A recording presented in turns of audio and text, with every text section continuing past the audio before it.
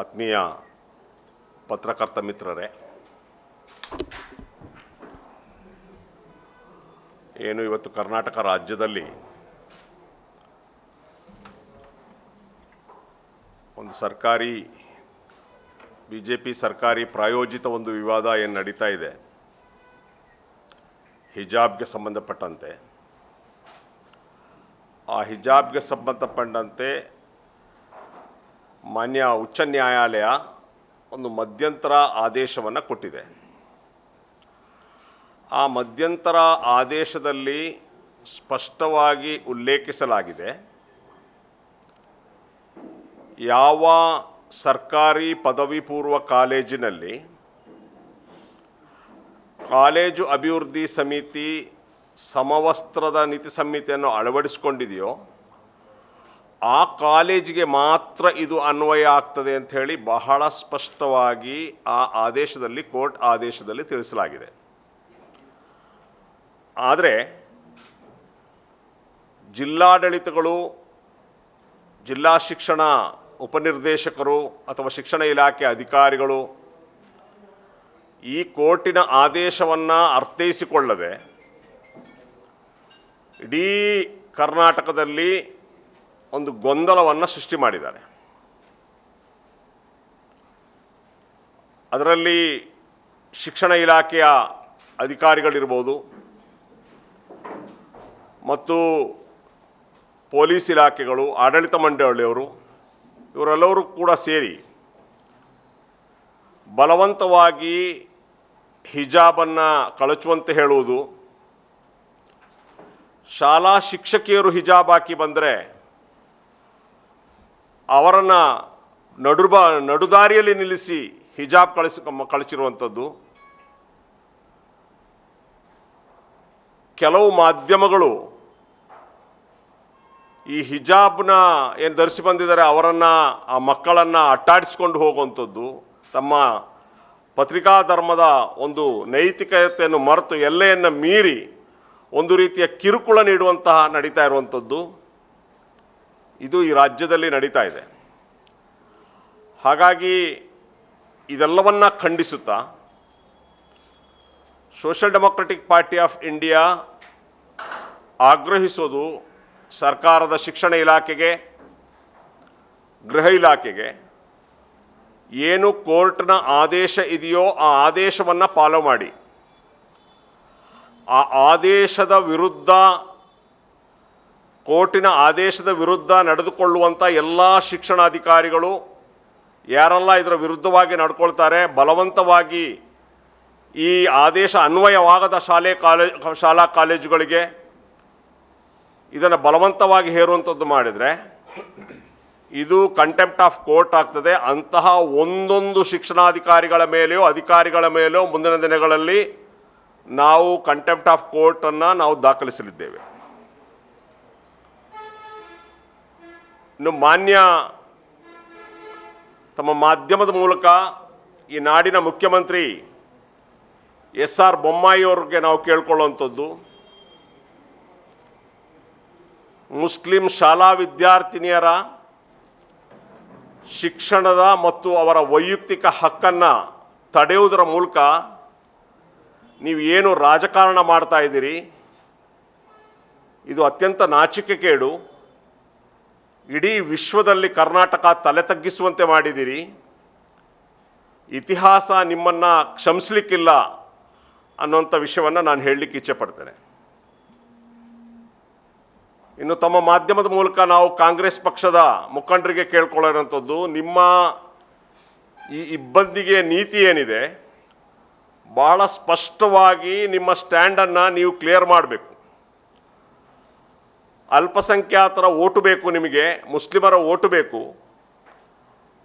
ಆದರೆ ಮುಸ್ಲಿಮರು ಎದುರಿಸುತ್ತಿರುವಂತಹ ಜ್ವಲಂತ ಸಮಸ್ಯೆಗಳಿಗೆ ಬಗ್ಗೆ ನಿಮಗೆ ಯಾವುದೇ ಬದ್ಧತೆ ಇಲ್ಲ. ಮಾನ್ಯ KPCC ಅಧ್ಯಕ್ಷರಾದಂತಹ DK ಶಿವಕುಮಾರ್ ಅವರು ಹಿಜಾಬ್ನ ವಿರುದ್ಧ ಯಾರೂ ಮಾತಾಡಬಾರ್ದು ಅಂತ ಹೇಳ್ತಾರೆ. ಜಮೀರ್ ಅಹ್ಮದ್ ಅವರಿಗೆ ಮಾತಾಡಬಾರ್ದು ಅಂತ ಹೇಳ್ತಾರೆ. ಇಲ್ಲಿ ಇವರ ಯೂತ್ ಕಾಂಗ್ರೆಸ್ನ ಮಹಿಳಾ ಮುಖಂಡಿಯೊಬ್ಬರು ಹಿಜಾಬ್ನ ವಿರುದ್ಧವಾಗಿ ಮಾತಾಡ್ತಾರೆ, ಅವರಿಗೆ ಯಾವುದೇ ನೋಟಿಸ್ ಇಶ್ಯೂ ಆಗೋದಿಲ್ಲ. ಇಲ್ಲಿ ಅಸೆಂಬ್ಲಿಯಲ್ಲಿ ವಿಚಾರ ಎತ್ತಬೇಕೋ ಬೇಡವೋ ಅನ್ನುವಂತಹ ಮಾತುಕತೆ ನಡೀತಾ ಇದೆ. ನಮಗನ್ನಿಸ್ತಾ ಇರುವಂಥದ್ದು ಕಾಂಗ್ರೆಸ್ ಪಕ್ಷ ಸಾಫ್ಟ್ ಹಿಂದುತ್ವ ಅಜೆಂಡಾವನ್ನು ತೆಗೆದುಕೊಂಡಿದ್ದ ಮಾನ್ಯ ಡಿ.ಕೆ. ಶಿವಕುಮಾರ್ ಅವರು ಸಾಫ್ಟ್ ಹಿಂದುತ್ವ ಅಜೆಂಡಾವನ್ನು ತೆಗೆದುಕೊಳ್ಳುವುದರ ಮೂಲಕ ತಮ್ಮ ಸಮಾಧಿಯನ್ನು ತಾವೇ ತೋಡ್ಕೊಳ್ತಾ ಇದ್ದೀರಿ ಪಕ್ಷದ.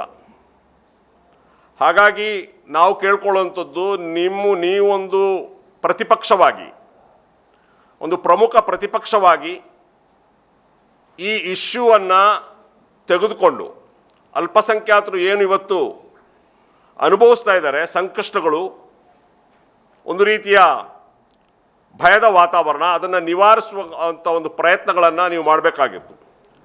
ನೀವು ಅಸೆಂಬ್ಲಿಯಲ್ಲಿ ಈ ವಿಚಾರವನ್ನು ಎತ್ತುಬೇಕೇ ಬೇಡವನ್ನಂಥ ಗೊಂದಲದಿರುವಂಥದ್ದು ಇದೆ ಈ ನಾಡಿನ ದುರಂತ. ಇದರಲ್ಲಿ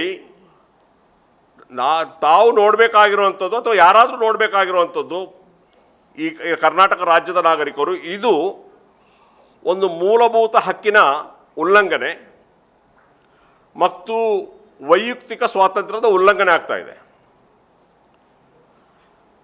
ಆರ್ಟಿಕಲ್ 25(2) ಇರ್ಬೋದು, ಆರ್ಟಿಕಲ್ ಸ್ವಾತಂತ್ರ್ಯದ ಮೂಲಭೂತ ಹಕ್ಕಿನ ಉಲ್ಲಂಘನೆ ಇರ್ಬೋದು, ಇದಾಗ್ತಾ ಇರುವಂಥದ್ದು.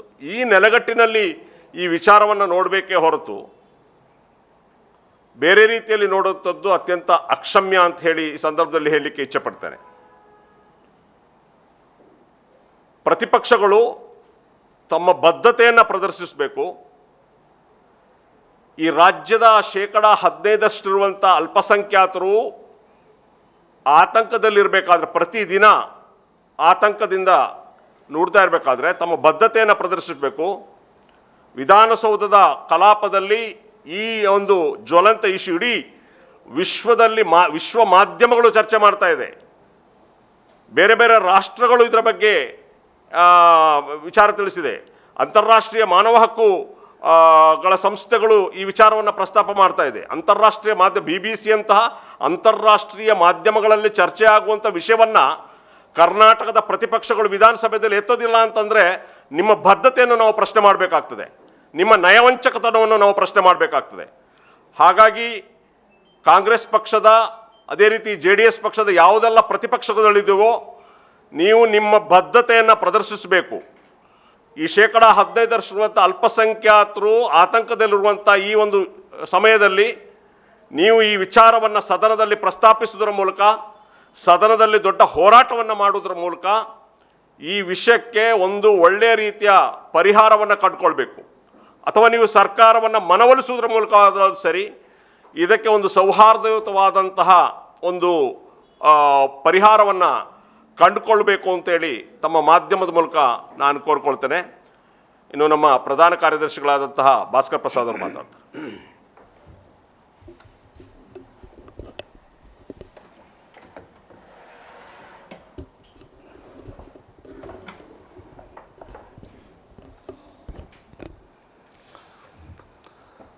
ಎಲ್ಲ ಮಾಧ್ಯಮದ ಮಿತ್ರರಿಗೂ ಕೂಡ ಧನ್ಯವಾದಗಳನ್ನ ಅರ್ಪಿಸ್ತಾ, ಈ ಹಿಜಾಬ್ಗೆ ಸಂಬಂಧಪಟ್ಟಂಥ ಸಮಸ್ಯೆ ಏನಿದೆ ಅದ್ರ ಬಗ್ಗೆ ಒಂದೆರಡು ವಿಚಾರಗಳನ್ನ ನಿಮ್ಮ ಮುಂದೆ ಇಡೋಕ್ಕೆ ಇಷ್ಟಪಡ್ತೀನಿ. ಒಂದು, ಮಾಧ್ಯಮಗಳು ಸೇರಿದಂತೆ ಕೆಲವು ರಾಜಕಾರಣಿಗಳು ಮತ್ತು ಸಂಘ ಪರಿವಾರದಲ್ಲರೂ ಕೂಡ ಪ್ರಶ್ನೆ ಮಾಡ್ತಾ ಇದ್ದಾರೆ, ಸಂವಿಧಾನದ ಆದೇಶವನ್ನು ನೀವು ಪಾಲಿಸೋದಿಲ್ವಾ? ಕೋರ್ಟ್ ಮಧ್ಯಂತರ ಆದೇಶ ನೀಡಿದೆ, ಹಾಗಾಗಿ ನೀವು ಆ ಆದೇಶದ ಪೂರ್ಣ ಆದೇಶ ಬರೋವರೆಗೂ ಕೂಡ ನೀವು ಯಾಕೆ ಹಿಜಾಬನ್ನು ತೆಗೆದಿಟ್ಟು ಶಾಲೆಗೆ ಮಕ್ಕಳನ್ನ ಹೋಗೋದಕ್ಕೆ ಅವಕಾಶ ಮಾಡಿಕೊಡ್ಬಾರ್ದು ಅಥವಾ ಅವ್ರನ್ನ ಮನವೊಲಿಸ್ಬೋದು ಅಂತ ಕೇಳ್ತಾ ಇದ್ದಾರೆ. ನನ್ನ ಪ್ರಶ್ನೆ ಏನು ಅಂದರೆ, ಸಂವಿಧಾನ ಯಾವಾಗ ಹಿಜಾಬನ್ನು ನಿಷೇಧಿಸಿತ್ತು ಅಂತ. ಈ ಹಿಜಾಬನ್ನು ನಿಷೇಧಿಸುವಂತಹ ಮನಸ್ಸು ಮಾಡಿದಂಥದ್ದು ಒಬ್ಬ ಅಜ್ಞಾನಿ ಪ್ರಿನ್ಸಿಪಲ್, ಮತ್ತು ಅದನ್ನು ಬೆಳೆಸಿದ್ದಂಥದ್ದು ಸಂಘ ಪರಿವಾರಗಳು. ಈಗ ನಮಗೆ ಪ್ರಶ್ನೆ ಮಾಡ್ತಾ ಇರೋದು, ಸಂವಿಧಾನವನ್ನು ನೀವು ಒಪ್ಪೋದಿಲ್ವಾ, ಹಿಜಾಬನ್ನು ತೆಗೆದಿಟ್ಟು ಮಕ್ಕಳಿಗೆ ಹೋಗೋದಕ್ಕೆ ಯಾಕೆ ಹೇಳಲ್ಲ ಅಂತ. ಸಂವಿಧಾನ ಯಾವತ್ತು ಯಾವ ಸೆಕ್ಷನಲ್ಲಿ, ಯಾವ ಅಧ್ಯಾಯದಲ್ಲಿ, ಯಾವ ಲೈನಲ್ಲಿ ಹಿಜಾಬನ್ನು ನಿಷೇಧಿಸ್ತು ಅಂತ ಗೊತ್ತಿಲ್ಲ. ಇನ್ನು ಮಧ್ಯಂತರ ಆದೇಶವನ್ನು ಪಾಲಿಸಬೇಕಲ್ವಾ ಹಾಗಾದರೆ ನೀವು ಕೋರ್ಟ್ದು ಅಂತ ಕೇಳ್ತಾರೆ. ಕೋರ್ಟಿನ ಮಧ್ಯಂತರ ಆದೇಶ ಏನು ಹೇಳೋದು ಅಂಥದ್ದು, ಯಾವುದೇ ಧಾರ್ಮಿಕ ಗುರುತುಗಳನ್ನು ನೀವು ಧರಿಸಿ ಶಾಲೆಗೆ ಹೋಗಬಾರ್ದು ಅಂತ. ಇದರಲ್ಲಿ ಎರಡು ಥರ ನಾವು ನೋಡ್ಬೋದು ಇದನ್ನು. ಧಾರ್ಮಿಕ ಗುರುತನ್ನು ಧರಿಸಿ ಶಾಲೆಗೆ ಹೋಗಬಾರ್ದು ಅಂದರೆ ಹಿಜಾಬು ಧಾರ್ಮಿಕ ಗುರುತು ಅಂತ ಯಾವತ್ತು ಯಾವಾಗ ಸಂವಿಧಾನದ ಯಾವ ಕಾಲದಲ್ಲಿ ಬರೆದಿದೆ ಗೊತ್ತಿಲ್ಲ ನನಗೆ. ಇದನ್ನು ಸ್ಪಷ್ಟಪಡಿಸ್ಬೇಕು.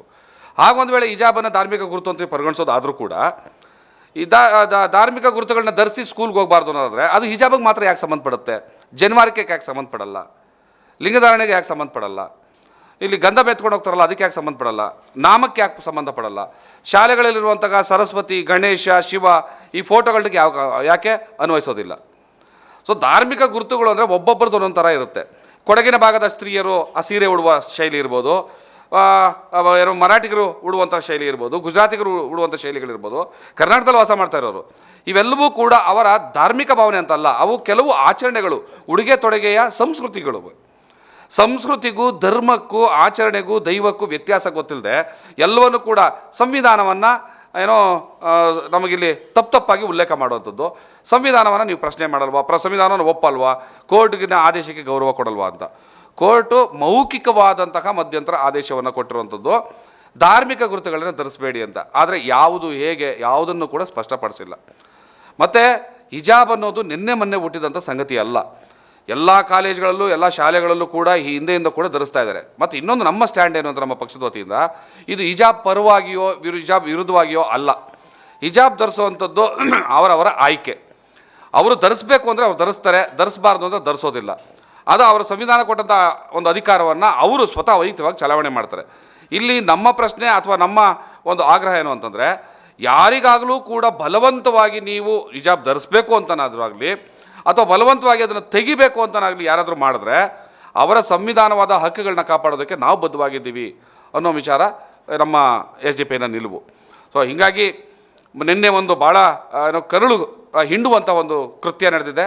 ಒಬ್ಬ ವರದಿಗಾರರು ಒಂದು ಮಗುವನ್ನು, ಒಂದು ಸಣ್ಣ ಮಗುವನ್ನು ಆ ಹಿಜಾಬ್ ಧರಿಸಿರುವಂಥದ್ದು ತೆಗಿತಾಳ ಅಂತ ಅನ್ನೋ ಕಾರಣಕ್ಕೆ ಆಕೆಯನ್ನು ಹಟ್ಟಿಸ್ಕೊಂಡು ಹೋಗುವಂಥದ್ದು. ಬಹುಶಃ ಇದು ನಾಗರಿಕ ಸಮಾಜ ತಲೆ ತಗ್ಸುವಂಥ ಕೆಲಸ. ಈ ಥರದ ಒಂದು ವೃತ್ತಿ ಭಾವನೆಯನ್ನು ದಯಮಾಡಿ ನನ್ನ ಕೈ ಮುಗಿ ಪ್ರಾರ್ಥನೆ, ಮಾಧ್ಯಮದವರು ದಯಮಾಡಿ ಬಿಡಬೇಕು ಅಂತ ನಿಮ್ಮ ಈ ಮಾಧ್ಯಮಗಳ ಮೂಲಕ ಅವರಿಗೆ ನಾನು ರಿಕ್ವೆಸ್ಟ್ ಮಾಡುವಂಥದ್ದು. ಸುದ್ದಿ ಮಾಡುವ ಬರದಲ್ಲಿ ಸಣ್ಣ ಮಕ್ಕಳ ಮೇಲೆ ಈ ರೀತಿ ಆಘಾತಕಾರಿಯಾಗಿ ಮಾಡುವಂಥದ್ದು. ಮತ್ತು ಇನ್ನೊಂದು ಭಾಳ ನೋವಾಗೋದು ಅಂತಂದರೆ, ಕ್ಯಾಮ್ರಾಗಳ ಮುಂದೆ ಒಬ್ಬ ಮಹಿಳಾ ಟೀಚರನ್ನು ಗೇಟಿನ ಹೊರಗಡೆ ನಿಲ್ಲಿಸಿ ಆಕೆಯನ್ನು ಹೇಳ್ಕೊಳ್ಳೋಕ್ಕೆ ನಾಚಿಕೆ ಅನಿಸುತ್ತೆ, ತನ್ನ ಎರಡೂ ಕೈನ ತಳಭಾಗದಿಂದ ಹೀಗೆ ಬಟ್ಟೆಯನ್ನು ತೆಗೆಯೋದು ಸಾರ್ವಜನಿಕವಾಗಿ. ನಮ್ಮ ಸಹೋದರಿಯನ್ನು, ನಮ್ಮ ಮಕ್ಕಳನ್ನ ಆ ಸ್ಥಾನದಲ್ಲಿ ನೆನೆಸ್ಕೊಂಡು ನೋಡಿದ್ರೆ ಏನಾಗುತ್ತೆ? ಆಕೆಗೆ ಅಟ್ಲೀಸ್ಟ್ ಕ್ಲಾಸ್ ರೂಮ್ ಒಳಗಡೆ ಹೋಗೋದಕ್ಕಾದರೂ ಅವಕಾಶ ಮಾಡಿಕೊಟ್ಟು ಅಲ್ಲಿ ಆಕೆ ಡ್ರೆಸ್ ಚೇಂಜ್ ಮಾಡೋದಕ್ಕೆ ಅವಕಾಶ ಮಾಡಿಕೊಡದೆ ಹೊರಗಡೆ, ಇಲ್ಲಿವರೆಗೂ ಆ ಸಂಸ್ಕೃತಿ ಇರಲಿಲ್ಲ, ಯಾವ ಸರ್ಕಾರಿ ಆದೇಶವೂ ಆಗಿಲ್ಲ. ಆದರೂ ಕೂಡ ನಾನು ಇನ್ನೊಂದು ಕೊನೆಯಾಗಿ ಹೇಳೋದು ಅಂತಂದರೆ, ಕೋರ್ಟು ಇಲ್ಲಿವರೆಗೂ ಕೂಡ ಸಾವಿರಾರು ಆದೇಶಗಳನ್ನ ಮಾಡಿದೆ. ಮಕ್ಕಳ ಹಕ್ಕುಗಳ ವಿಚಾರದಲ್ಲಾಗಲಿ, ವಿದ್ಯಾರ್ಥಿಗಳ ಹಕ್ಕುಗಳ ವಿಚಾರದಲ್ಲಾಗಲಿ, ಡೊನೇಷನ್ ಹಾವಳಿಗಳ ವಿಚಾರದಲ್ಲಾಗಲಿ. ಹಾಗಾದರೆ ಇದು ಯಾವುದನ್ನು ಕೂಡ ಸರ್ಕಾರ ಯಾಕೆ ಪಾಲಿಸಲಿಲ್ಲ? ಕೋರ್ಟ್ ಆದೇಶ ಮಾಡಿದೆಯಲ್ಲ. ಕೋರ್ಟ್ ಆದೇಶ ಇದೆ ಅನ್ನೋದು ಇದೊಂದಕ್ಕೆ ಮಾತ್ರನಾ? ಉಳಿದಂತೆ ಬೇರೆ ಎಲ್ಲ ನಾಗರಿಕ ಸಮಾಜದ ಗೌರವಗಳಿಗೆ, ಹಕ್ಕುಗಳಿಗೆ, ಮಾನವ ಹಕ್ಕುಗಳಿಗೆ ಸಂಬಂಧಪಟ್ಟಂತೆ ಸಾವಿರಾರು ಆದೇಶಗಳನ್ನು ಕೋರ್ಟ್ ಮಾಡಿದೆ ಇಲ್ಲಿವರೆಗೂ. ಅದು ಯಾವುದು ಕೂಡ ಆದೇಶ ಪಾಲನೆ ಆಗ್ತಾ ಇಲ್ವಲ್ಲ. ಇದೊಂದು ಮಾತ್ರ ಯಾಕೆ ಅಂತಂದರೆ, ಪ್ರಾರಂಭದಲ್ಲಿ ನಮ್ಮ ಅಧ್ಯಕ್ಷರು ಹೇಳಿದಾಗೆ ಇದು ಸರ್ಕಾರಿ ಪ್ರಾಯೋಜಿತ ಕ್ರಿಮಿನಲ್ ಆಕ್ಟಿವಿಟಿ ಸರ್ಕಾರ ಮಾಡ್ತಾ ಇರುವಂಥದ್ದು. ತಾನೇ ಉದ್ದೇಶಪೂರ್ವಕವಾಗಿ ನಾವು ಪ್ರತೀಕಾರ ತಗೊಳ್ತೀವಿ ಅನ್ನೋಂಥ ಮಾತನ್ನು ಹಾಡುವಂಥದ್ದು. ಹಾಗೆ ನಿಮಗೆ ವಿದ್ಯೆ ಬೇಕಾ, ಹಿಜಾಬ್ ಬೇಕಾ ಅಂತ ಕೇಳೋದು. ಇವತ್ತು BT ವೆಂಕಟೇಶ್ ಹಿರಿಯ ನ್ಯಾಯವಾದಿಗಳು ಒಂದು ಮಾತನ್ನು ಹೇಳಿದ್ದಾರೆ, ನಿಮಗೆ ವಿದ್ಯೆ ಬೇಕಾ ಅಥವಾ ಹಿಜಾಬ್ ಬೇಕಾ, ಧರ್ಮ ಬೇಕಾ ಅಂತ ಕೇಳುವಂಥದ್ದೇ ಕ್ರಿಮಿನಲ್ ಮನೋಭಾವನೆ ಅಂತ. ಈ ಥರದ ಆಯ್ಕೆಗಳು ಇರೋದಿಲ್ಲ ಅದು. ಹಾಗಾಗಿ ತಮ್ಮ ಮೂಲಕ ನಾವು ಹೇಳೋದೇನು ಅಂತಂದರೆ, ಈ ಒಂದು ವಿವಾದ ಸರ್ಕಾರಿ ಆದೇಶ ಏನು, ಕೋರ್ಟ್ನ ಆದೇಶ ಏನಿದೆ ಅದನ್ನು ಸರಿಯಾಗಿ ಎಲ್ಲರೂ ಅರ್ಥ ಮಾಡ್ಕೋಬೇಕು, ಅದನ್ನು ಸರಿಯಾಗಿ ಪಾಲನೆ ಮಾಡೋ ನಿಟ್ಟಿನಲ್ಲಿ ಯೋಚನೆ ಮಾಡಬೇಕು. ಯಾವುದಕ್ಕೆ ಸಂಬಂಧಪಡದೇ ಇರೋಂಥ ವಿಚಾರದಲ್ಲೆಲ್ಲೋ ಇದನ್ನು ತೊಗೊಂಡೋಗಿ ಹೇರುವಂಥದ್ದು, ಮತ್ತು ಸರ್ಕಾರದ ಸಚಿವರುಗಳೇ ಕುಮ್ಮಕ್ಕು ನೋಡುವಂಥದ್ದು ಬಿಡಬೇಕು. ಇದನ್ನು ಮುಂದುವರಿಸಿದ್ದೇ ಆದರೆ ಭಾಳ ಮುಂದಿನ ದಿವಸದಲ್ಲಿ ಜನಜಾಗೃತಿ ಕಾರ್ಯಕ್ರಮದ ಮೂಲಕ ಈ ಸರ್ಕಾರಗಳಿಗೆ ಎಚ್ಚರಿಕೆ ಕೊಡೋ ಒಂದು ಕೆಲಸವನ್ನು ಮಾಡಬೇಕಾಗ್ತದೆ. ಮತ್ತು ಕಾಂಗ್ರೆಸ್ಸಿನ ಡಬಲ್ ಸ್ಟ್ಯಾಂಡರ್ಡ್ ಏನಿದೆ ಅದು ಈ ಕೂಡಲೇ ಬಿಡಬೇಕು, ಸ್ಪಷ್ಟಪಡಿಸಬೇಕು, ನಾನು ಇದರ ಪರವಾಗಿದ್ದೀನಿ ಅಥವಾ ಇಲ್ಲ ಅಂತ.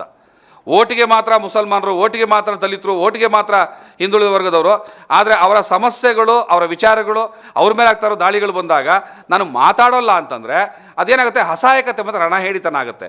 ಕಾಂಗ್ರೆಸ್ ಈ ಮನೋಭಾವನೆಯನ್ನು ಬಿಡಬೇಕು ಅಂತ ಕೇಳ್ಕೊಳ್ತಾ ನಾನು ಮಾತು ಮುಗಿಸ್ತೀನಿ. ನಮಸ್ಕಾರ.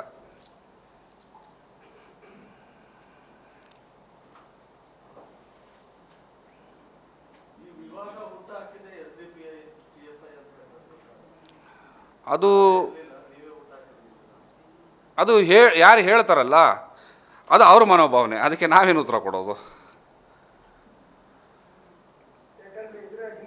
ಹ್ಞೂ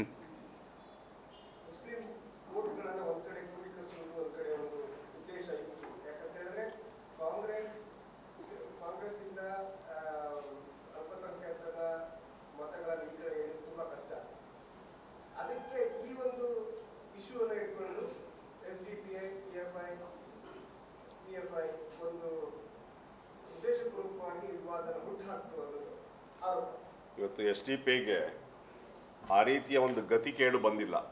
ವಿದ್ಯಾರ್ಥಿಗಳ ಬದುಕಿನೊಂದಿಗೆ ಚೆಲ್ಲಾಟ ಆಡಿಕೊಂಡು, ವಿದ್ಯಾರ್ಥಿಗಳ ಭವಿಷ್ಯದೊಂದಿಗೆ ಚೆಲ್ಲಾಟ ಆಡಿಕೊಂಡು ರಾಜಕಾರಣ ಮಾಡುವಂಥ ಗತಿಕೇಡು SDP ಬಂದಿಲ್ಲ. ಅದನ್ನು ಯಾವತ್ತೂ ನಾವು ಮಾಡಲ್ಲ.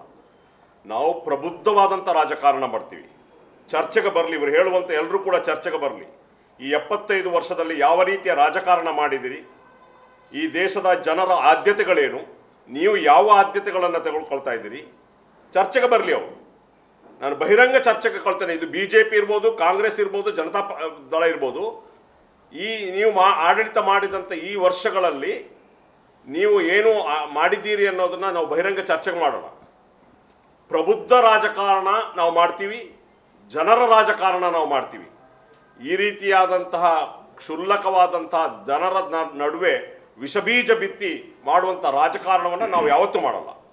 ನಾವು ಇಂಟರ್ಫಿಯರ್ ಆಗ್ತೇವೆ ಯಾವಾಗ ಈ ನಾಡಿನ ಜನರ ಸಂವಿಧಾನಬದ್ಧವಾದಂಥ ಹಕ್ಕುಗಳಿಗೆ ಮೊಟಕಾಗ್ತಿದೆಯೋ, ಆ ಸಂವಿಧಾನದ ಆಶಯಗಳನ್ನು ಉಳಿಸ್ಲಿಕ್ಕೆ ಅದು ಯಾವ ಮಟ್ಟಕ್ಕಾದರೂ ಹೋರಾಟ ಮಾಡಲಿಕ್ಕೆ ನಾವು ಹೊರಡ್ತೇವೆ. ಯಾಕಂದರೆ ಈ ದೇಶದ ಸಂವಿಧಾನ ನಮಗೆ ಮುಖ್ಯ. ಯಾಕಂದರೆ ನಮ್ಮ ಹೆಸರೇ social democratic party of India. Social democracy ಅನ್ನುವಂಥದ್ದು ನಮ್ಮ ಅಜೆಂಡಾ, ನಮ್ಮ ಐಡಿಯಾಲಜಿ.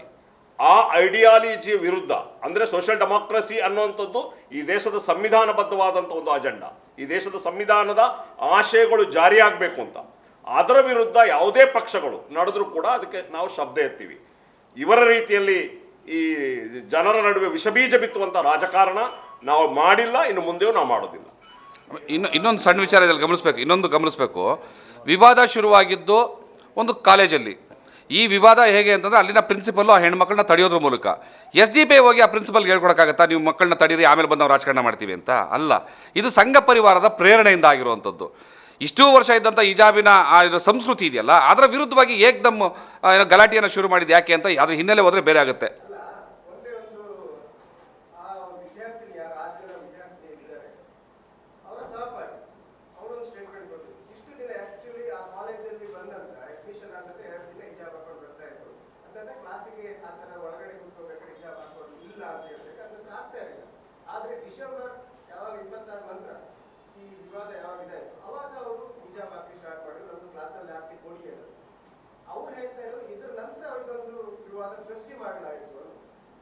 ಅಲ್ಲ, ಅವರ ಸಂವಿಧಾನಬದ್ಧ ವಿದ್ಯಾರ್ಥಿನಿಯರು ಅವರ ಸಂವಿಧಾನಬದ್ಧವಾದಂಥ ಹಕ್ಕನ್ನು ಅವರು ಕೇಳಿದ್ದಾರೆ. ಅವರು ಇದು ಈ ವಿಚಾರ ಸಾರ್ವಜನಿಕ ವಿಚಾರಕ್ಕೆ ಬರುವುದಕ್ಕಿಂತ ಮುಂಚೆ ಸೌಹಾರ್ದಯುತವಾಗಿ ಬಗೆಹರಿಸಲಿಕ್ಕಿರುವಂಥ ಎಲ್ಲ ಪ್ರಯತ್ನಗಳನ್ನು ಅವ್ರು ಮಾಡಿದ್ದಾರೆ. ಆ ವಿದ್ಯಾರ್ಥಿನಿಯರು ಕೇಳಿದ್ದೇನು, ನಾವು ಯೂನಿಫಾರ್ಮ್ ಹಾಕೋದಿಲ್ಲ ಅಂತ ಅವ್ರು ಹೇಳಲಿಲ್ಲ. ಯೂನಿಫಾರ್ಮ್ಗೆ ಉಪಯೋಗಿಸುವಂತಹ ಕಪ್ಪು ಶಾಲು ಅಂತ ಏನು ಶಾಲ್ ಇದೆ, ಅದನ್ನು ನಮಗೆ ತಲೆಗೆ ಹಾಕಲಿಕ್ಕಿರುವಂಥ ಅನುಮತಿ ಕೊಡಿ ಅಂತ. ಸಾಧಾರಣವಾಗಿ ಈ ರಾಜ್ಯದಲ್ಲೆಲ್ಲ, ಈ ದೇಶದಲ್ಲಿ ಎಲ್ಲ ಶಾಲಾ ಕಾಲೇಜುಗಳಲ್ಲಿ ಇದು ನಡೀತಾ ಇದೆ. ಈಗಲೂ ಹಿಂದಿನಿಂದ ನಡೀತಿದೆ. ನಿಮ್ಮ ಪತ್ರಕರ್ತರು ನಿಮ್ಗೆ ಎಲ್ರಿಗೂ ಗೊತ್ತಿದೆ, ಹೊಸದಾಗಿ ಆದದಂತಲ್ಲ. ಅವರಿಗೆ ಪ್ರಾನ್ಸಿಪಾಲ್ನ ರಿಕ್ವೆಸ್ಟ್ ಮಾಡ್ಕೊಂಡಿದ್ದಾರೆ, ಅವರ ಲೆಕ್ಚರರ್ಸನ್ನು ರಿಕ್ವೆಸ್ಟ್ ಮಾಡ್ಕೊಂಡಿದ್ದಾರೆ. ಆ ನಂತರ ಯಾವಾಗ ಅವರನ್ನು ಕಾಲೇಜಿನಿಂದ ಹೊರಹಾಕಲಾಯಿತು, ಕಾಲೇಜಿನ ವರಾಂಡದಲ್ಲಿ ಅವ್ರನ್ನ ನಿಲ್ಲಿಸಿದ್ರು, ಆ ಸಂದರ್ಭದಲ್ಲಾಗಿರ್ತದೆ ಅವರು ವಿದ್ಯಾರ್ಥಿ ಸಂಘಟನೆಯಾದ ಕ್ಯಾಂಪಸ್ ಫ್ರಂಟ್ ಆಫ್ ಇಂಡಿಯಾಗೆ ಅಪ್ರೋಚ್ ಮಾಡಿಕೊಂಡು, ಆನಂತರ ಕ್ಯಾಂಪಸ್ ಫ್ರಂಟು ಕೂಡ ಅವರ ಸ್ಟೇಟ್ಮೆಂಟ್ ಕೊಟ್ಟಿದ್ದಾರೆ. ಅವರು ಕೂಡ ಪ್ರಾಂಶುಪಾಲರಿಗೆ ಮಾತಾಡಿಕೊಂಡು ಎಲ್ಲ ರೀತಿಯಾದಂಥ ಸೌಹಾರ್ದಯುತವಾಗಿ ಬಗೆಹರಿಸುವಂಥ ಎಲ್ಲ ಮಾಡಿದ ನಂತರ ಕೂಡ ಬಗೆಹರಿದಿದ್ದ ಸಂದರ್ಭದಲ್ಲಾಗಿರ್ತದೆ ಅವರು ಹೈಕೋರ್ಟ್ನಲ್ಲಿ ಅವರ ಸಾಂವಿಧಾನಿಕ ಹಕ್ಕಿಗಾಗಿ ಅರ್ಜಿ ಸಲ್ಲಿಸಿರುವಂಥದ್ದು. ಇದು ಒಂದು ಕಾಲೇಜಿನಲ್ಲಿ ಆದಂಥ ಘಟನೆ. ಈ ಒಂದು ಘಟನೆಯನ್ನು ಇಡೀ ರಾಜ್ಯಕ್ಕೆ ತೆಗೆದುಕೊಂಡು ಹೋಗಿದ್ದು ಸರ್ಕಾರ ಈಗಾಗಲೇ ವಿಡಿಯೋಗಳು ವಿಶ್ವ ಹಿಂದೂ ಪರಿಷತ್, ಬಜರಂಗ ದಳ ಸಾಲುಗಳನ್ನು ತರಿಸಿ ಹಂಚಿದ್ದು, ಈ ವಿದ್ಯಾರ್ಥಿಗಳ ವಿರುದ್ಧ ಎತ್ತಿಕಟ್ಟದ್ದು, ಕುಂದಾಪುರದಲ್ಲಿ ಗೊತ್ತಿದೆ, ಪ್ರಾಂಶುಪಾಲರು ಗೇಟ್ನಲ್ಲಿ ತಡೆದದ್ದು, ಬೇರೆ ಕಡೆ ತಡೆದದ್ದು, ಇದು ಯಾರು? ಇದು ಸರ್ಕಾರ, BJP ಸರ್ಕಾರ ನೇರವಾಗಿ ಒಂದು ವೋಟ್ ಬ್ಯಾಂಕ್ ರಾಜಕಾರಣಕ್ಕಾಗಿ ಧರ್ಮಾಧಾರಿತವಾಗಿ ವೋಟನ್ನು ಪೋಲರೈಸೇಷನ್ ಮಾಡೋಕ್ಕಾಗಿ ಸ್ಪಾನ್ಸರ್ ಮಾಡಿದಂಥ ಒಂದು ಅಜೆಂಡಾ ಕೇಶವಕೃಪದಲ್ಲಿ ಸೃಷ್ಟಿಯಾಗಿ BJPಯ ಮೂಲಕ ಜಾರಿ ಆಗ್ತಾ ಇರುವಂಥ ಅಜೆಂಡಾಗಳಲ್ಲಿ ಒಂದು ಅಜೆಂಡಾ ಇದು.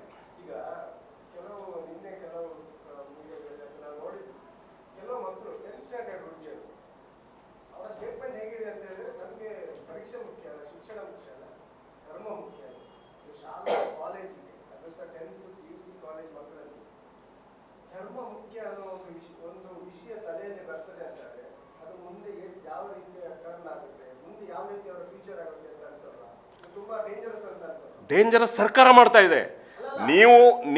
ನಾನು ಹೇಳ್ತಾ ಇರೋಂಥದ್ದು ಸರ್, ನಾನು ಹೇಳ್ತಾ ಇರೋಂಥದ್ದು ಈ ದೇಶದ ಸಂವಿಧಾನ ನಿಮ್ಮ ಧರ್ಮವನ್ನು ಅನುಸರಿಸಿಕೊಂಡು ಶಿಕ್ಷಣ ಪಡೆಯುವಂಥ ಎಲ್ಲ ವ್ಯವಸ್ಥೆಗಳನ್ನು ಕಲ್ಪಿಸಿರುವಾಗ ನೀವು ಅದಕ್ಕೆ ಯಾಕೆ ತಡೆ ಒಡ್ಡಬೇಕು?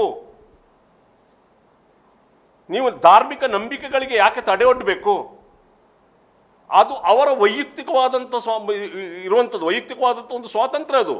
ನಮ್ಮ ಧಾರ್ಮಿಕ ಮುಖಂಡ ನೀವು ನೋಡೋಣ, ನಾನು ಚಾಲೆಂಜ್ ಮಾಡ್ತೀನಿ, ಇವರು ಯಾರಾದರೂ ಒಬ್ಬ ಸಿಕ್ಕರ ಪೇಟವನ್ನು ತೆಗೆಸ್ಬಿಡ್ಲಿ ನೋಡುವ. ಸಿಕ್ಕರು ಏನು ಪೇಟ ಧರಿಸ್ತಾರಲ್ಲ, ಈ BJPಗೆ ತಾಕತ್ತಿದ್ರೆ ನಾನು ಕೇಳ್ತೇನೆ, ನಿಮಗೆ ತಾಕತ್ತಿದ್ರೆ ಸಂಘ ಪರಿವಾರಕ್ಕೆ ಯಾವಾರು ಒಬ್ಬ ಸಿಕ್ಕರ ಪೇಟವನ್ನು ನೀವು ತೆಗೆಸ್ಬಿಡಿ.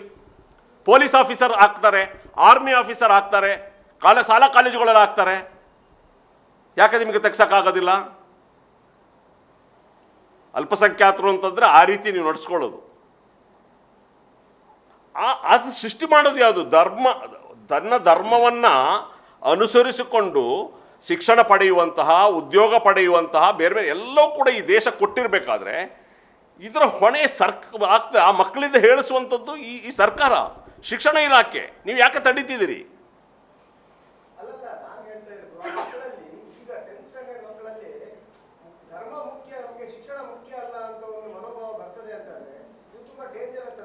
ಯಾಕೆ ಡೇಂಜರಸ್ ಅನಿಸ್ತದೆ? ನೀವು ಒಂದು ಗಮನಿಸ್ಬೇಕೇನು ಅಂತಂದರೆ, ಯಾರು ಈ ಶಿರವಸ್ತ್ರ ಅಂದರೆ ಹಿಜಾಬ್ ವಿಚಾರಕ್ಕೆ ಏನಿದೆಯಲ್ಲ, ಯಾರು ಹಾಕ್ತಾ ಇದ್ದಾರಲ್ಲ ಅವರಿಗೆ 10 ಪಟ್ಟಿಗೂ ಹೆಚ್ಚು ಜನ ಆಗ್ತಾ ಇಲ್ಲ. ಹಾಕದೇ ಇದ್ದವ್ರಿಗೆ ಯಾರಿಗೂ ಕೂಡ ಬಲವಂತಕ್ಕೆ ಹಾಕಬೇಕು ಅಂತಲ್ಲ. ಮತ್ತು ಈ ಮಕ್ಕಳು ಯಾಕೆ ಹೇಳ್ತಾ ಇದ್ದಾರೆ ಅಂದರೆ, ನೀವು ಅದರ ಒಳಾರ್ಥವನ್ನು ಗ್ರಹಿಸಬೇಕಾಗಿರುವಂಥದ್ದು.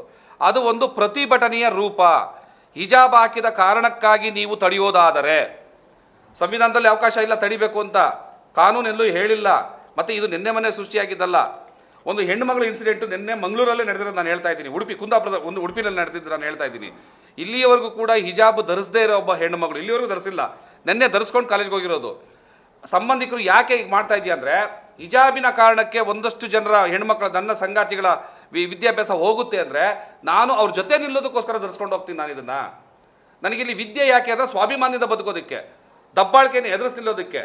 ಆದರೆ ಯಾವುದೋ ಸಂಘ ಪರಿವಾರಗಳು ನನ್ನ ವಿದ್ಯೆಯನ್ನು ಕಸಿತಾರೆ, ನನ್ನ ಸ್ವಾಭಿಮಾನವನ್ನು ಕಸಿತಾರೆ, ನನ್ನ ಮೇಲೆ ದಬ್ಬಾಳಿಕೆ ಮಾಡ್ತಾರೆ ಅಂದರೆ ನಾನು ಅವರಿಗೆ ಎದುರು ಹಿಜಾಬ್ ತೆಗೆಯೋದಲ್ಲ, ನನ್ನ ಧರ್ಮದ ಸಿಂಬಲನ್ನು ಉಳಿಸ್ಕೊಂಡು ನಾನು ವಿದ್ಯೆ ಕಲಿಯುವಂಥದ್ದು ಈ ದೇಶ ನನಗೆ ಕೊಟ್ಟಿರುವಂಥ ಹಕ್ಕಿದು.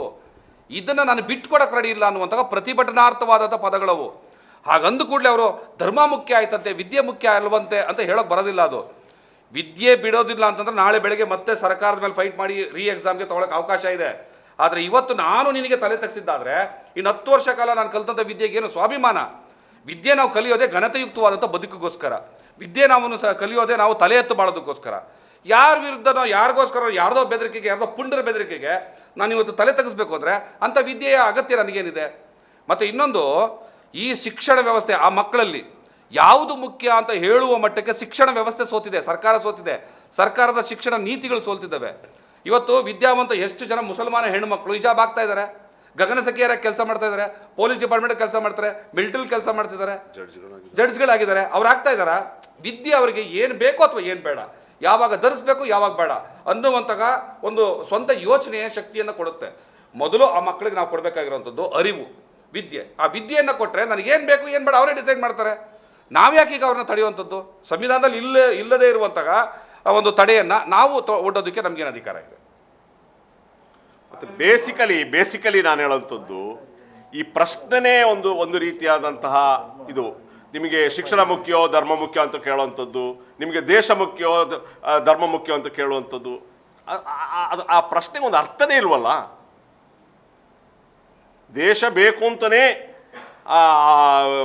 ದೇಶ ವಿಭಜನೆ ಆದಾಗ ಆ ದೇಶ ವಿಭಜನೆಯನ್ನು ಧಿಕ್ಕರಿಸಿ ಇಲ್ಲಿ ಮುಸಲ್ಮಾನರು ಉಳ್ಕೊಂಡಿರೋದು, ಈ ದೇಶದ ಜಾತ್ಯತೀತ ವ್ಯವಸ್ಥೆ, ಈ ದೇಶದ ಸಂವಿಧಾನ ಒಪ್ಪಿ ನಾವು ಇಲ್ಲಿ ಉಳಿತೀವಿ, ಹುಟ್ಟೋದಾದರೆ ಬದುಕೋದಾದರೆ ಸಾಯೋದಾದರೆ ಇಲ್ಲಿ ಸಾಯ್ತೀವಿ ಅಂತ ನಂಬ್ಕೊಂಡೇ ಇಲ್ಲಿರುವಂಥದ್ದು. ಒಂದು ಹೊಸ ಪ್ರಶ್ನೆ ಕೇಳುವಂಥದ್ದು ಅರ್ಥನೇ ಇಲ್ಲ ಅದಕ್ಕೆ. ಇನ್ನೊಂದು ತಾವು ಗಮನಿಸಬೇಕು, ಇತ್ತೀಚೆಗೆ ಮೊಟ್ಟೆ ವಿವಾದ ಆಯಿತು. ಮೊಟ್ಟೆಯನ್ನು ಶಾಲೆಗಳಲ್ಲಿ ನಿರ್ಬಂಧ ಮಾಡಬೇಕು ಅಂತ ಹೋರಾಟ ಮಾಡಿದ್ದು ಧರ್ಮದ ಕಾರಣಕ್ಕೋಸ್ಕರ.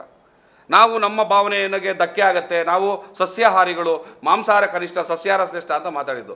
ಸೊ ಶಾಲೆಗೆ ಧರ್ಮವನ್ನು ತರಬೇಡಿ ಅಂತ ಹೇಳ್ತಾ ಇರುವಂಥ ಇದೇ ಜನ ಅವತ್ತು ಅದೇ ಧರ್ಮದ ಕಾರಣಕ್ಕೋಸ್ಕರ ಮಕ್ಕಳ ಪೌಷ್ಟಿಕಾಂಶದ ಕಾರಣಕ್ಕೆ ಕೊಡುವಂಥ ಮೊಟ್ಟೆಯನ್ನು ವಿರೋಧಿಸ್ತಾರೆ.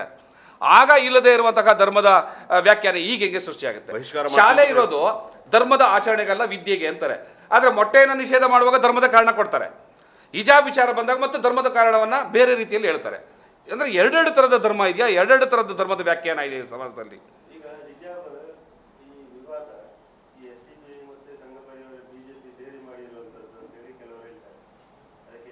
ಹೇಳಿದ್ವಲ್ಲ ಸರ್, ಸ್ಪಷ್ಟವಾಗಿ ನಾನು ಉತ್ತರ ಕೊಟ್ಟಿಲ್ಲ, ಭಾಳ ಸ್ಪಷ್ಟವಾಗಿ ನಾವು ಉತ್ತರ ಕೊಡ್ತೀವಿ ಸರ್. ನಾನು ಹೇಳಿದೆ, ಅಂತಹ ನೀಚವಾದಂತಹ ರಾಜಕಾರಣವನ್ನು ನಾವು ಮಾಡಲಿಕ್ಕೆ ಸಾಧ್ಯನೇ ಇಲ್ಲ. ಸೈದ್ಧಾಂತಿಕವಾಗಿ ಇವತ್ತು ಇಡೀ ದೇಶದಲ್ಲಿ BJP ಮತ್ತು ಸಂಘ ಪರಿವಾರವನ್ನು ವಿರೋಧಿಸ್ತಾ ಇರುವಂಥ ಒಂದೇ ಒಂದು ಏಕೈಕ ಪಕ್ಷ ಇದ್ದರೆ ಅದು social democratic party of India.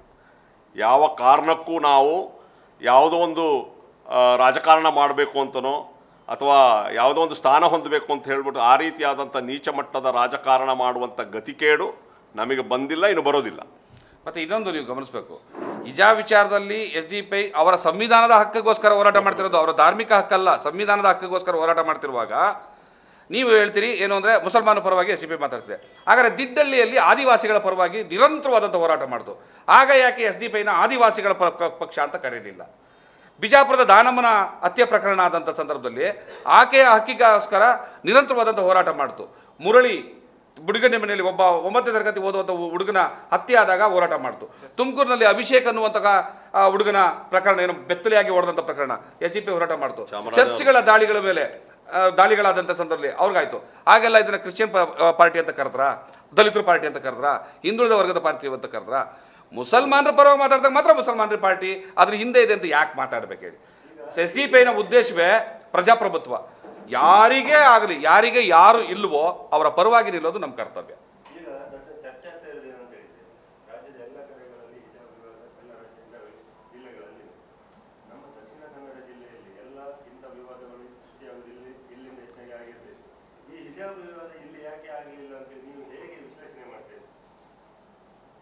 Sir ಅರ್ಥ ಆಗಲಿಲ್ಲ.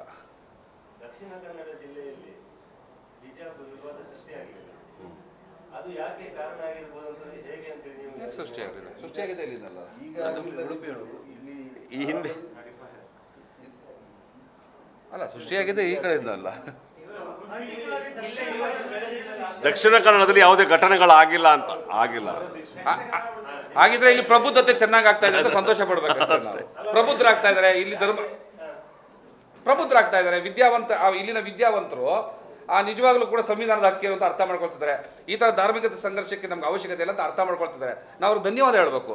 ನೀವ್ ಯಾಕೆ ಗಲಭೆ ಮಾಡಿಲ್ಲ ಅಂತ ಕೇಳೋದು ತಪ್ಪು. ಇದಕ್ಕಿಂತ ಮುಂಚೆ ದಕ್ಷಿಣ ಕನ್ನಡದಲ್ಲಿ ಈ ರೀತಿಯ ವಿವಾದಗಳಾಗಿದ್ದು, ನಾನು ಹೇಳುದು ಅದನ್ನು ನೀವು ಹೇಗೆ ಅನಲೈಸ್ ಮಾಡ್ತೀರಿ ಅಂತ ನಾನು ಹೇಳಿದೆ. ಅದು ಹೇಳಿದ್ರಲ್ಲ, ಪ್ರಬುದ್ಧರಾಗ್ತಿದ್ದಾರೆ, ದಕ್ಷಿಣ ಕನ್ನಡದ ಜನತೆ ಪ್ರಬುದ್ಧರಾಗ್ತಾ ಇದ್ದಾರೆ, ಕ್ಷುಲ್ಲಕ ವಿಚಾರಗಳಿಗೆ ಹೋಗೋದಿಲ್ಲ ಅಂತೇಳಿ ವಿಶ್ಲೇಷಣೆ ಮಾಡಬೇಕು. ಮತ್ತೆ ಇಲ್ಲಿ SDPI ಕಾರ್ಯಚಟುವಟಿಕೆಗಳು ತುಂಬಾ ಚೆನ್ನಾಗಿದ್ದಾವೆ. ಜನರಿಗೆ ಇದನ್ನ ಅರ್ಥ ಮಾಡಿಸೋದ್ರಲ್ಲಿ SDPI ಗೆದ್ದಿದೆ ಅಂತ ಅರ್ಥ ಮಾಡ್ಕೊಳ್ಳಿ ನೀವು.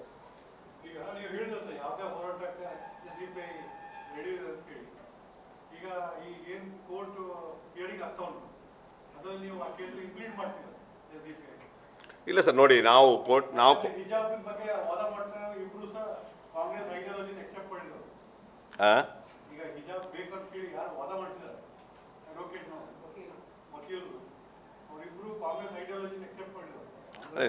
ಅವ್ರು ಏನೇ ಇರ್ಬೋದು, ಅವರು ವಕೀಲರಾಗಿ ಅವ್ರು ಕೆಲಸ ಮಾಡ್ತಿದ್ದಾರೆ. ನಾವೇನು ಹೇಳ್ತಿದ್ದೀವಿ ಅಂತಂದರೆ, ಪಿಟಿಷನರ್ ಆಗಿ ಆ ವಿದ್ಯಾರ್ಥಿನಿಯರು ವಕೀಲರ ಮೂಲಕ ಅಲ್ಲಿ ಸಲ್ಲಿಸಿದ್ದಾರೆ, ಆಯಿತಾ?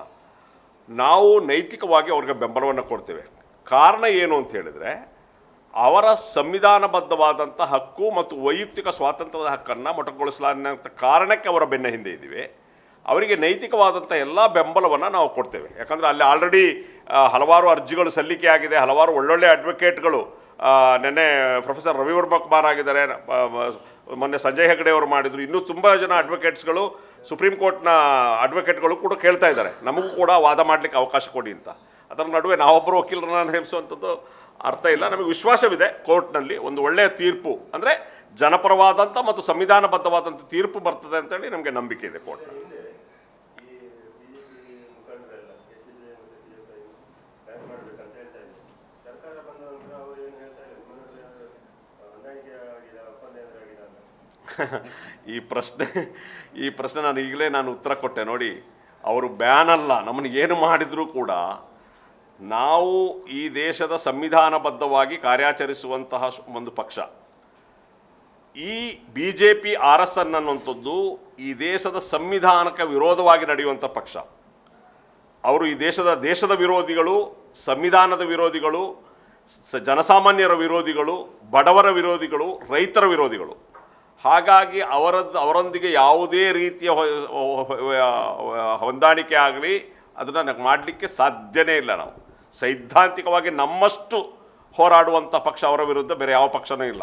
ಈಗ ಅಧಿಕಾರ ಬಂದ ಏನು ಮಾತಾಡ್ತಾ ಇಲ್ಲ ಅಂತ ಅದು ಅವ್ರನ್ನ ಹತ್ರ ಕೇಳಬೇಕು ನೀವು. ಕಾನೂನಲ್ಲಿ ಸಾಧ್ಯ ಇಲ್ಲದೆ ಇರೋ ಮಾತನ್ನ ಇಷ್ಟು ವರ್ಷ ಆಡ್ಕೊಂಡು ಬಂದ್ರು.